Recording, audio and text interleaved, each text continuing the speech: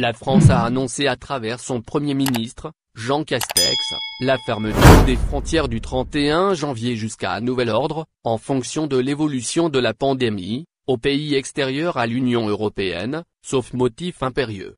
Une décision qui va encore compliquer les opérations de rapatriement des Algériens bloqués dans ce pays depuis presque un an. Une question se pose avec acuité, les vols de rapatriement sont-ils concernés par cette mesure exceptionnelle ? Comme d'habitude, les autorités algériennes laissent planer le doute et ne communiquent pas sur cette question.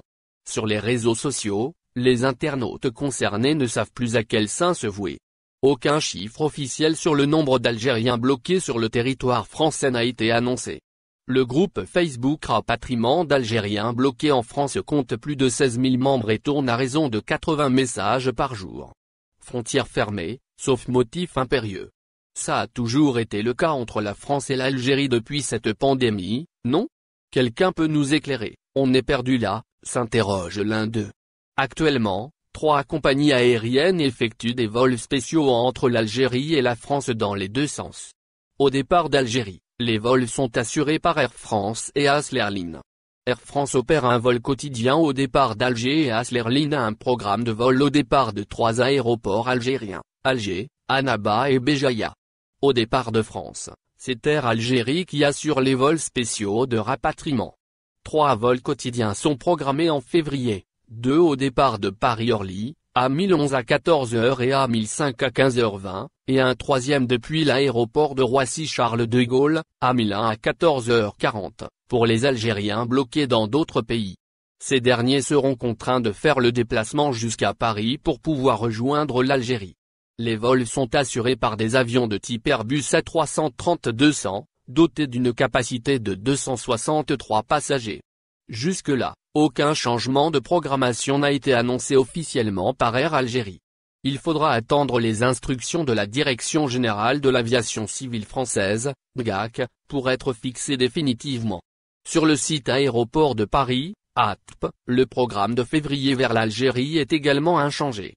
Cependant, les nouvelles mesures vont certainement rendre plus difficile le déplacement des binationaux et des résidents qui bénéficiaient d'attestations spéciales délivrées par le ministère de l'Intérieur. Les Algériens bloqués ont une seule pensée en tête et une seule prière sur les lèvres, que les opérations de rapatriement soient considérées comme motif impérieux. Désespérés, à bout de nerfs, tous en ont assez. Pour certains, cela fait plus d'1 an qu'ils n'ont pas mis les pieds dans leur pays, privés de leurs proches. Avec la résurgence des cas de coronavirus causés par les différents variants, la situation semble se compliquer. Depuis la fermeture des frontières algériennes le 17 mars 2020, beaucoup d'Algériens se sont retrouvés piégés, pendant plusieurs mois, à l'étranger en l'absence de vols commerciaux ou de liaisons maritimes.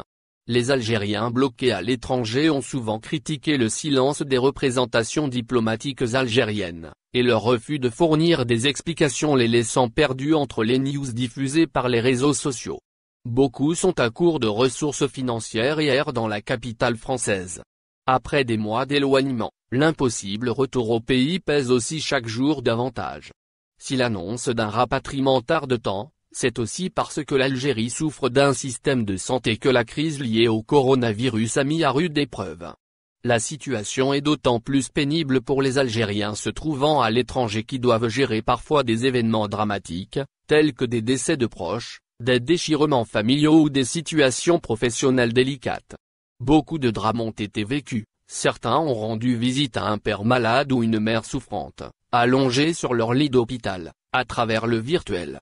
D'autres n'ont pas pu jeter un dernier regard sur eux, ni assister à leur enterrement. Une blessure difficile à surmonter en ces temps de pandémie.